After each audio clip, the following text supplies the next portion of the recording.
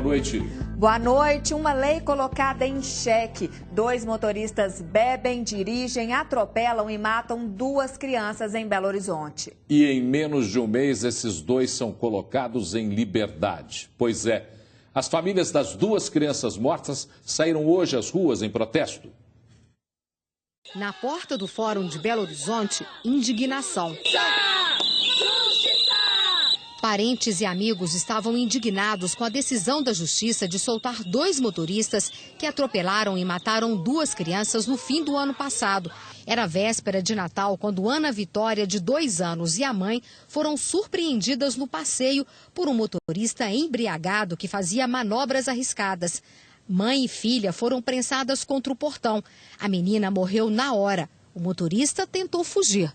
Eu queria que uma juíza dessa estivesse no meu lugar, se colocasse como se fosse um filho dela. E que Natal que eu vou ter pro resto da minha vida, a lembrança de enterrar minha filha, que um assassino matou ela. Ele é um assassino.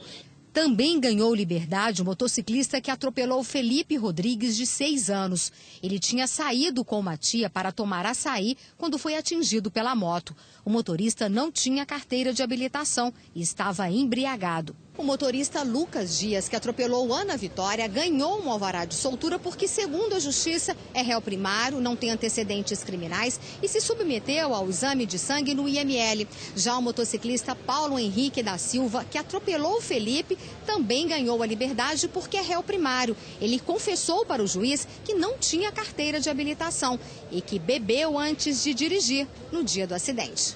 Um bêbado, sem carteira, admitiu ter tomado 20 cervejas, matou meu filho numa moto e está solto. O juiz deveria ter examinado a questão sob o aspecto social também, porque a impunidade, e ele está elegendo a impunidade como um prêmio para quem embriagado mata 2 pessoas inocentes. É um absurdo que o judiciário esteja ainda cometendo um vacilo dessa natureza. Além da indignação, nós vamos aos fatos. Na nota do Tribunal de Justiça, fomos informados que no caso da soltura de Lucas Alexandre, que atropelou e matou Ana Vitória, de 2 anos, essa decisão foi tomada de acordo com os seguintes pressupostos. Primeiro, porque o réu é primário. Segundo, não tem antecedentes criminais. Depois, submeteu-se ao exame de sangue no IML para verificar álcool. E quarto, porque aguardou a chegada do socorro no caso do acidente. Já o motociclista Paulo Henrique, que atropelou o menino Felipe, de 6 anos, teve a sua soltura concedida porque é réu primário. Aguardou a chegada da polícia no local, apresentou a sua versão para os fatos, confirmou que não tem habilitação e que havia consumido bebida alcoólica. Vamos então seguir o mesmo raciocínio legalista dos senhores juízes. Que leis compensam a dor e o sentimento de perda dos familiares das 2 crianças mortas? A justiça brasileira é muito compreensiva com quem comete esse tipo de crime. É justo vermos esses 2 rapazes soltos depois de atropelar e matar 2 crianças? Na verdade, esses criminosos bebem, depois dirigem, atropelam e matam e se valem das brechas da lei para manter-se em liberdade e quase sempre saírem impunes. Depois, voltam a dirigir, transformam os seus veículos em armas e outra vez matam.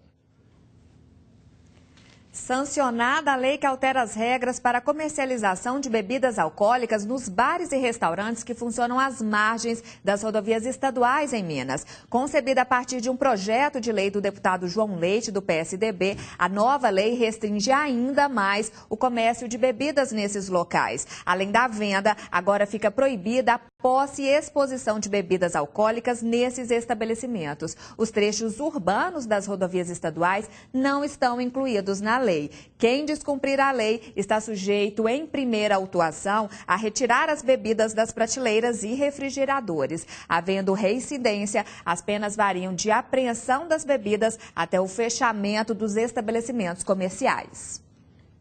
O Hospital Regional de Betim foi vistoriado hoje para avaliar a real situação das infecções pela superbactéria KPC. Até agora, 22 pessoas morreram.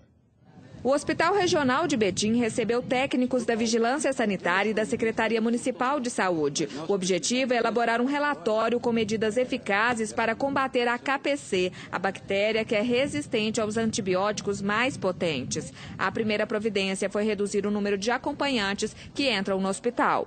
Já estamos tomando uma série de providências com relação à questão da limpeza do hospital, mutirões para agilizar cirurgias na área de ortopedias, novos procedimentos já estão sendo adotados. A Secretaria de Saúde admitiu que, se for necessário, pode até interditar algumas alas do hospital para combater o avanço do surto. Nós aguardamos esse relatório para tomar providências concretas. Por exemplo, se tivermos que interditar alas do hospital, nós faremos. Nós vamos fazer esse hospital, que foi modelo no passado, que ele volte a ser modelo. A vistoria vai até a próxima sexta-feira. Um casal foi preso em um hotel com mais de R$3 mil em notas falsas. Foi em Caldas, na região sul de Minas. A dupla foi presa após os militares receberem denúncia de que o casal teria passado uma nota falsa de R$100 para um comerciante. Com eles foram encontrados R$3.600, sendo 36 notas falsas de R$100 escondidos em uma moto com placa de Paulínia, em São Paulo. Drogas também foram apreendidas com o casal. De acordo com a polícia, o suspeito de 32 anos disse que comprou as notas na Praça da Sé, em São Paulo, pelo valor de R$10 cada uma. Acredite se quiser. O motorista de uma carreta tentou subornar um policial rodoviário federal em Frutal, no Triângulo Mineiro. Ele foi detido na BR-153 quando limpava a pasta dental que usou para cobrir os números da placa do veículo. Antes de ser multado, ele tentou subornar o policial que gravou a conversa. Vamos ouvir. Deixa o quê? O senhor está preso por corrupção ativa. Não, que é isso, irmão? Não. Brinca não. A Defesa Civil confirmou mais uma morte em Minas causada pelos temporais. 18ª vítima é um homem de 50 anos que morreu depois de ser atingido por um raio em Monte Alverne, na zona rural de Miradouro, região da Zona da Mata. Antônio Gomes Vieira saiu para pescar com os amigos quando foi surpreendido pela tempestade. Eles se separaram para esconder da chuva e, quando o tempo melhorou, os amigos encontraram o homem já sem vida, caído debaixo de uma árvore. O homem morreu no último dia 5 de janeiro, mas somente hoje o caso foi reconhecido pela Defesa Civil. Desde o início do período chuvoso, 13 municípios já decretaram situação de emergência. Já são mais de 200 desalojados e 176 desabrigados. E por conta desses problemas, a Defesa Civil enviou aos municípios mineiros instruções para reduzir o risco de desastres no período de chuva. Nós vamos então ao vivo com a repórter Kiwane Rodrigues, que traz mais informações. Boa noite, Kiwane. Boa noite, Paulo Leite. Boa noite, Camila Leste. É isso mesmo. A Coordenadoria Estadual de Defesa Civil enviou aos 853 municípios mineiros um alerta de proteção para garantir a segurança da sociedade e também reduzir o número de desastres. Essas ações devem ser executadas por entidades e também pela sociedade civil. Eu vou falar aqui agora com o Tenente Coronel Fabiano. Boa noite, Tenente Coronel. Que ações são essas? Na verdade, é importante que o município, o prefeito do município, ele esteja atento antes do desastre, primeiro, a manter na Coordenadoria Municipal de Defesa Civil os agentes capacitados, o seu plano de contingência, fazer o levantamento das áreas de risco e ficar atento. Após o desastre, se acontecer, acionar os órgãos estaduais, inclusive a Defesa Civil, retirar as pessoas desses locais de risco, abrigá-las e dar a alimentação adequada. E depois, sim, fazer a documentação importante para a reconstrução. Alguns municípios ainda não têm a sede da Defesa Civil, não é isso? Sim, na verdade, 707 possuem a Defesa Civil municipal. Acontece que essas 707, nem todas estão muito bem estruturadas. Então, o nosso pedido é para que o prefeito estruture corretamente, para que ele possa fazer essas ações e atender a população da melhor maneira possível, evitando os riscos aí dos desastres naturais. Agora, que dicas a Defesa Civil dá para a população que está em casa na hora da chuva? O que tem que fazer? Na verdade, principalmente a população que mora nas áreas de risco, é muito importante ficar atenta ao volume de água dos rios, né, à movimentação de terras, aos deslizamentos e principalmente à percepção de risco. A gente vê que muitas mortes estão ligadas à falta de percepção de risco pelas pessoas. Ou seja, evitar atravessar um riacho que pode vir uma tromba d'água, os raios, por exemplo, né, começou a fechar muito tempo os raios, as pessoas não se abrigarem em locais que podem ser chamarizes, como árvores, por exemplo, e outras atividades que a gente fala que a pessoa no dia a dia tem que prestar atenção nos sinais da natureza. Ok, obrigada ao Tenente Coronel Fabiano. Eu volto com vocês aí no estúdio.